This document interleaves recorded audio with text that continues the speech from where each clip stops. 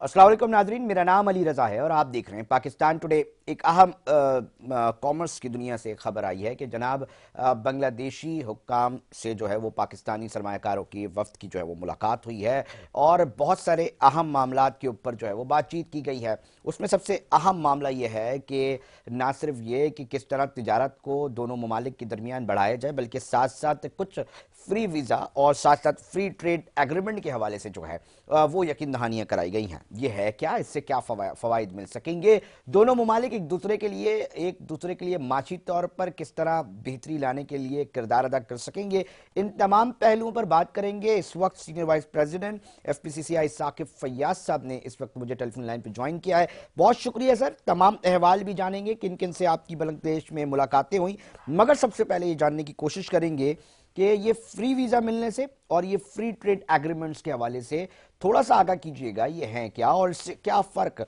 पड़ेगा दोनों ममालिक में मुस्तकबिल करीब में। साकिब साहब। जी।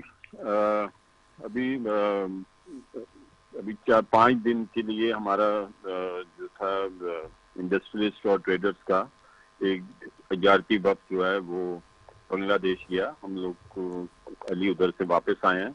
वहाँ पे हमारी बहुत अच्छी मीटिंग्स हुई। हमारी उधर जो थे मिनिस्ट्री ऑफ कॉमर्स, जो मिनिस्टर ऑफ कॉमर्स थे शेख अशूरुद्दीन साहब, उनसे हमारी मीटिंग हुई। और वहाँ पे बांग्लादेश फेडरेशन और बांग्लादेश चैम्बर ऑफ कॉमर्स में वहाँ पर बिजनेस फोरम जो है वो ऑर्गेनाइज किया। जो हमारा डेलीगेशन जो गया हुआ था इधर से फेडरेशन का, और वहाँ के लिए, और जो उसमें हमारी B2B मीटिंग्स हुई। ढाका चैम्बर में हमारे लिए बिजनेस फोरम का इनेकाद किया और उसमें B2B मीटिंग्स हुई। काफी अच्छा जो ओवरऑल था, जो असल बात थी कि काफी वेलकमिंग और बहुत ही अच्छा वो उनका जो एक हमारे साथ रवैया था और जो एटीट्यूड था। जो कुछ खदशात थे पहले कि बांग्लादेश और पाकिस्तान में जैसे पहले वीज़ों का मसला था या इमिग्रेशन में कुछ प्रॉब्लम होती थी, लेकिन इस मरतबा जो है बहुत ही फ्रेंडली, बहुत ही दोस्ताना, बहुत ही वार्म वेलकम हर जगह से हमें मिला। और जब हमारी मिनिस्ट्री ऑफ कॉमर्स में हमारी जो मिनिस्टर ऑफ कॉमर्स से मुलाकात हुई तो उन्होंने हमें कहा कि आप पाकिस्तानी जो हैं वो आए, वो इन्वेस्टमेंट करें यहाँ पर बांग्लादेश में, और या फिर एक्सपोर्ट करना चाहते हैं तो वो भी, उसके लिए भी उन्होंने हमें वेलकम किया।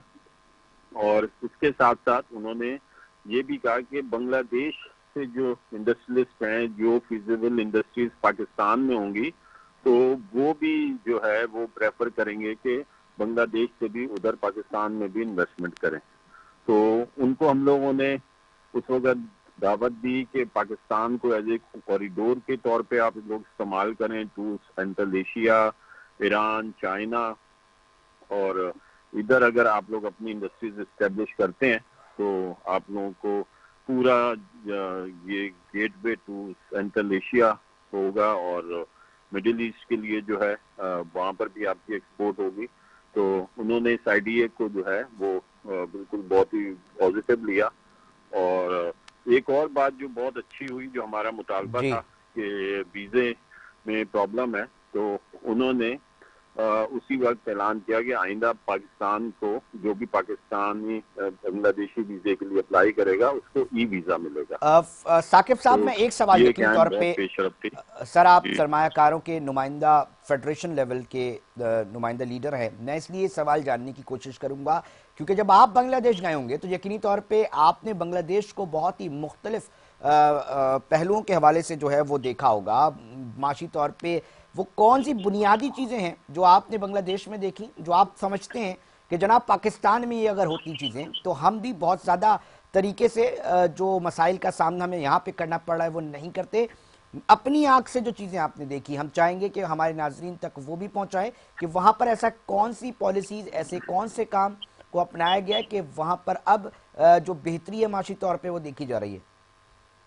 देखिए, बांग्लादेश जो है वो 200 मिलियन की पॉपुलेशन है उसकी, और उसकी जो खास तौर पे टेक्सटाइल इंडस्ट्री है वो बहुत ही तरक्की कर रही है। और उनकी एक्सपोर्ट जो है वो 60 बिलियन यूएस डॉलर की उनकी एक्सपोर्ट है और उसमें से 45 बिलियन सिर्फ टेक्सटाइल की एक्सपोर्ट है। तो उन्होंने जो हमने उधर ये देखा कि टेक्सटाइल इंडस्ट्री के लिए हालांकि उनके पास कोई रॉ मटेरियल नहीं है, वो तमाम चीजें इंपोर्ट करते हैं, सही है। लेकिन फिर भी वो टेक्सटाइल इंडस्ट्री में और उनकी इतनी एक्सपोर्ट है, जो मेन वजह जो है वो वैल्यू एडिशन के ऊपर उधर काम कर रहे हैं। वो लोग ग्रे फैब्रिक भेजने में इतने इंटरेस्टेड नहीं होते, वो रेडीमेड गारमेंट जो है उसकी एक्सपोर्ट वो कर रहे हैं और उसमें वैल्यू एडिशन और ब्रांड्स के लिए उधर काम कर रहे हैं। और उधर जो है वो उनकी मार्केटिंग, जो उनकी पॉलिसीज हैं और मार्केटिंग स्ट्रेटजीज जो हैं वो बहुत अच्छी हैं। मतलब मैं अगर कि आपकी बात हमें समझ पा रहा हूं कि जो मल्टीनेशनल ब्रांड्स हैं उनको वो अट्रैक्ट कर रहे हैं अपनी पॉलिसीज की वजह से, और यहाँ बांग्लादेश पर यानी कि टेक्सटाइल के जितने भी मामलात हैं उसके अंदर वो रोल प्ले कर रहे हैं। ऐसा ही है सर, बड़े बड़े ब्रांड्स? जी जी बिल्कुल ऐसे ही है। वहाँ पर जो है वो तमाम ब्रांड्स जो हैं वो चाहते हैं, क्योंकि उन्होंने अपनी एक क्वालिटी मेंटेन की हुई है और बहुत ही बड़े बड़े ब्रांड उधर अट्रैक्ट हो रहे हैं, क्योंकि उन्होंने state of the art industries लगाई हुई है और उनकी जो मशीन्स हैं वो भी तमाम की तमाम जो है वो यूरोपियन ब्रांड हैं और उनके साथ उन्होंने एग्रीमेंट लिए हुए हैं जो यूरोप के साथ के वही वाली मशीन जो वो नॉमिनेट करते हैं वही उन्होंने उसी किस्म की मशीन अपनी इंडस्ट्रीज में लगाई हुई है। तो एक बहुत अच्छा उनका कोऑर्डिनेशन है यूरोप के साथ, यूएसए के साथ, और वो उनको इसी बुनियाद पे रेफरेंस कर रहे हैं। मतलब सर तो हम मेरा अगर ये अगर हम ख्याल है गलत ना हो कि तो कमर्शियल अताशीज जो डिप्लोमेट्स होते हैं वो कहीं ना कहीं अपने आप अपना रोल प्ले करते दिखाई दे रहे हैं, मैं ये समझ पा रहा हूँ। मैं दूसरा सवाल एक और भी करना चाहूंगा सर कि देखें, जब तिजारती या सरमायाकार एक दूसरे से मिलते हैं तो सेटिंग्स होती हैं, पर्सनल सेटिंग्स में बहुत सारी बातें होती हैं, उसमें से कहीं ना कहीं ऐसी बातें भी हो जाती हैं कि जनाब पानी का ज़रा बताओ ना कब कब आता है, आता भी है जाता भी है या नहीं, बिजली की क्या कीमत दे रहे हो, गैस फराहमी की जो है वो सिलसिला कैसा है, गैस आ रही है नहीं आ रही सर, इस तरह की कोई बातचीत हुई? जी उधर देखें, इलेक्ट्रिसिटी का जो उनका रेट है वो हमसे काफी कम है उधर। कितना होगा और सर? गैस की उनका जो सबसे बेसिक जो उनमें और हमें फर्क है वो यही है कि उधर जो भी इंडस्ट्रियल स्टेट जब गवर्नमेंट ऑफर करती है कि यहाँ पर आकर आप अपनी इंडस्ट्री लगाएं, तो गवर्नमेंट उनको पहले से पूरा इंफ्रास्ट्रक्चर बना के देती है और उसमें तमाम यूटिलिटीज जो हैं वो उधर फराहम की जाती हैं। तो फिर जब वो सिर्फ प्लग एंड प्ले जो है वो वाली सूरत हाल होती है कि वहाँ पर जो भी इंडस्ट्रियलिस्ट आता है वो सिर्फ अपनी इंडस्ट्री उधर बनाता है और उसको किसी इदारे पर के पास नहीं जाना पड़ता। पूरा टोटल वन विंडो ऑपरेशन है उधर। उधर ये जो हमारी, जब हम लोगों ने कोई इंडस्ट्री इधर लगानी होती है तो तकरीबन 72 इदारे हैं जहाँ पर हमने जाना होता है और उनसे एनओसी लेनी होती है, या यूटिलिटीज के लिए हम लोग जो है वो गैस के लिए, बिजली के लिए, पानी के लिए, वहाँ पर जो इंडस्ट्रियल स्टेट है वो वहाँ की गवर्नमेंट उनको फैसिलिटेट कर रही है और टोटल यूटिलिटीज उधर ही फराहम की जाती हैं। वन विंडो ऑपरेशन होता है, उनको सिर्फ एक इदारे से जो है उनका राब्ता होता है और वो तमाम जो रजिस्ट्रेशन उनकी होती हैं वो उसी एक ही इंस्टीट्यूट से हो जाती हैं। तो ये एक बेसिक फर्क है जो ईज ऑफ डूइंग बिजनेस के हवाले से उधर बांग्लादेश को अगर कंपैरिजन करें तो वो पाकिस्तान से काफी आगे है। वो साकिब साहब, बियॉन्ड एवरीथिंग मैं नहीं चाहूँगा, मगर एक सवाल उठता है और वो ये वाली बात है कि जनाब हमारे माशरे के अंदर एक ताना दिया जाता है, हमारे माशरे के अंदर अक्सर व बेशतर आप ये सुनते भी होंगे और नाजरीन जो सुन रहे हैं मुझे शायद वो भी, कि तुम्हारी तो टके की औकात नहीं है, ये मुहावरतन बोला जाता है। मगर सवाल अब ये उठता है कि जनाब टका जो कि बांग्लादेशी करेंसी है वो रुपए की उसकी जो कदर है वो बढ़ गई है। अब टका जो है, जिस तरह हम तौहीन आमेज़ अल्फाज इस्तेमाल करते हुए ये बात करते हैं कि जी तुम्हें तो टके की औकात नहीं है, तो आप क्या समझते हैं कि ये पॉलिसीज़ कितनी कारफरमा साबित होती हैं, और उसमें हमारी तरफ की अगर हम बात करें तो जो पॉलिसीज़ आप सरमायाकार या ताजिर बरादरी देखती है वो कितनी हॉरिबल है और उसमें कितना वक्त दरकार है आप समझते हैं, और किस तरह बेहतरी लाई जा सकती है? क्योंकि यहाँ पर अब ये आवाज़ें तो कम से कम आ रही हैं कि हाँ जनाब अब बेहतरी लानी पड़ेगी, अब काम करना पड़ेगा।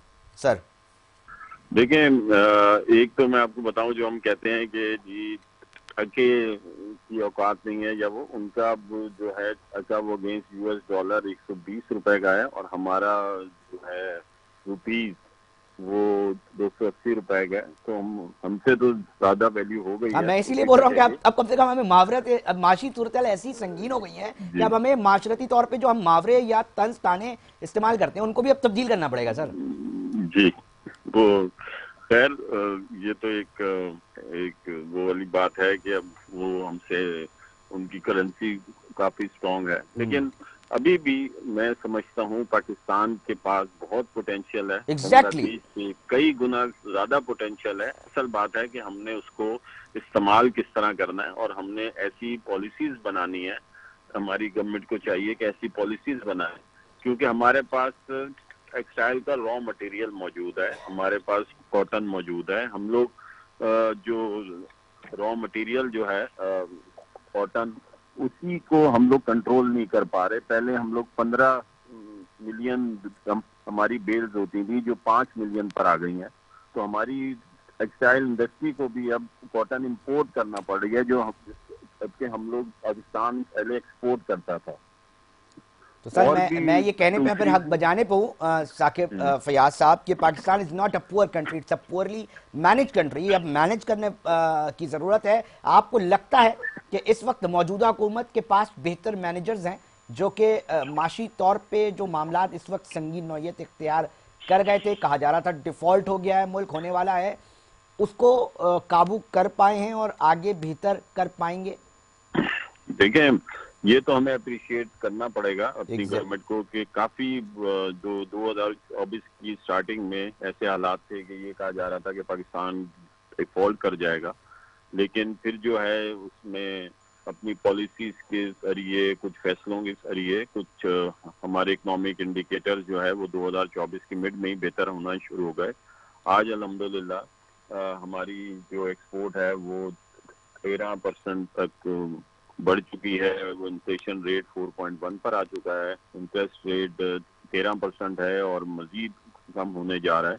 तो ये तमाम जो है वो तो अंडर कंट्रोल हैं, ये तमाम चीजें जो जिसको आप इकोनॉमिक इंडिकेटर कहते हैं। लेकिन अब बात यह है कि सिर्फ इनको कंट्रोल करना या इसको सिर्फ एक अपने फॉरेन एक्सचेंज रिजर्व्स को स्टेबल करना या करेंसी के रेट को स्टेबल करना सिर्फ यही नहीं है, इकोनॉमिक एक्टिविटीज भी हमें बढ़ानी होगी। हमें इंडस्ट्री को फ्लरिश करने के लिए और उनकी प्रोडक्शन को हमें देखना होगा, और हमें ये भी देखना होगा कि एक्सपोर्ट में हमारी प्रोडक्ट जो इंटरनेशनल मार्केट में उसकी कम्पिटिटिवनेस क्या है, और हम इसको कैसे बढ़ा सकते हैं। साकिब फयाज साहब, और मुझे आखिरी सवाल सिर्फ ये जानना है अब इस बहुत अच्छी आपने गुफ्तगू की कि जनाब अभी हमने देखा हालिया दिनों में ही कुछ दिनों कबल जो है ये देख रहे थे कि जी बांग्लादेश के अंदर एक पॉलिटिकल रजीम जो है वो चेंज हुई, एहतजाज हुए, लोग सड़कों पर आए।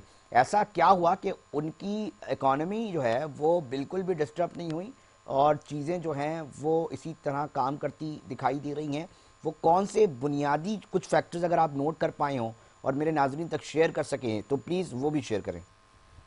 देखिए, मैं सिर्फ एक ही अल्फाज में वो बात कहूंगा कि वो बहैसियत कौम जो है वो एक कौम होके हर काम करते हैं। उधर जितनी भी हालात खराब हो, जितने भी कोई रोड में कोई ऐसी कोई जलसे हो रहे हो, मुजाहरे हो रहे हो, लेकिन अगर उनकी एक्सपोर्ट की गाड़ी, अगर अगर वो एक्सपोर्ट इंडस्ट्री की गाड़ी, अगर उसके ऊपर ये लिखा हुआ होगा कि इंडस्ट्री फॉर एक्सपोर्ट, तो उस गाड़ी को कोई नहीं रोकेगा, उसको सर एक रास्ता दे मिनट दिया सर, आप जाएगा, बड़ी कोई अहम उसको बात धक्का बता नहीं रहे हैं, ये समझेगा। सुनने वाली है नाजरीन। साकिब फयाज साहब, आप मुझे ये बता रहे हैं कि वहां का जो पॉलिटिकल वर्कर है वो इतना वेल अवेयर है कि उसको पता है कि ये फॉरेनर्स हैं या ये मेरे मुल्क में पैसा लेकर आने वाले लोग हैं या ये तिजारती मामला से ताल्लुक रखने वाले लोग हैं, तो एहतजाज करने वाले लोग रास्ता दे देते हैं। जी बिल्कुल, मतलब कोई भी एक्सपोर्ट के लिए कोई गाड़ी जा रही होगी, कोई वो एक्सपोर्ट का माल लिए हुए, और उन्होंने अपनी गाड़ी में लिखा होता है फॉर एक्सपोर्ट पर्पस, तो वहां पर उसको नहीं कोई रोकेगा। बेसिकली वो तमाम लोग जो हैं वो अपने मुल्क की इकनॉमी को जो है वो सबसे पहले रखते हैं और उसका जो मफाद होता है उसको सबसे पहले रखते हैं।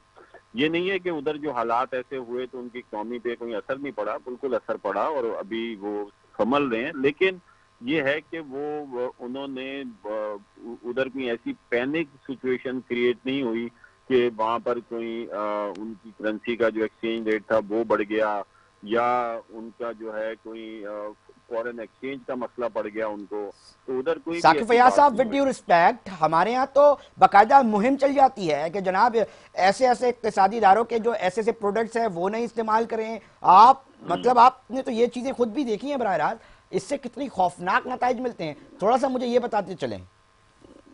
जी देखिए, बस वही है कि जो गवर्नमेंट है उधर की उन्होंने उसको संभाला उस वक्त और कोई पैनिक जो थी वो कोई ऐसी सूरत हाल उधर नहीं होने दी।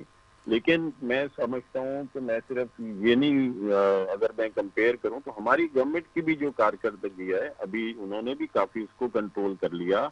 हमारी इकनॉमी वो इस वक्त कंट्रोल सिचुएशन में है और इसमें जो हमारी जो पैनिक की सिचुएशन थी, ठीक है वो बहुत जल्दी काबू नहीं पा सके लेकिन मगर मिलाकर कोशिश उन्होंने की काबू और पा लिया, वफाकी तो हुकूमत हमें अपनी पाकिस्तानी गवर्नमेंट हुकूमत को ने भी भी जो है वो, अप्रिशिएट करना चाहिए। बहुत शुक्रिया। साकिब फैयाज साहब जी सीनियर नायब सदर थे FPCCI के और बता रहे थे बिजनेस लीडर है ना, फेडरेशन लेवल के, स्टेटमेंट कहलाती है इनकी कोई भी बात कही भी, इसलिए मैंने आज इनको मदऊ किया और मैंने पूछने की कोशिश की जरा अहवाल बता देना, तो अहवाल बता दें। उसमें से एक अहम बात जो सबसे अहमियत की हामिल है नाज़रीन वो ये है कि जनाब एक पॉलिटिकल वर्कर जो कि गली मोहल्लों में एहतजाज करता दिखाई देता है वो भी इतना अवेयर है कि अपने मुल्क की माशी सूरत हाल ख़राब ना हो जाए वो उस गाड़ी तक को रोकता नहीं है। ये बहुत बड़ा मैसेज दिया है साकिब फैयाज साहब ने जाते जाते इस प्रोग्राम में। यकीनी तौर पे जो हमारे पॉलिटिकल वर्कर्स हैं वो भी किसी ना किसी तरह इतने वेल अवेयर ज़रूर हों। नाज़रीन, प्रोग्राम में वक्त हुआ है एक ब्रेक का, ब्रेक पे जा रहे हैं मगर साथ जुड़े रहिएगा। क्यों सिंध भर की यूनिवर्सिटीज़ में तदरीसी अमल मुअत्तल कर दिया गया है उस पर बात करेंगे।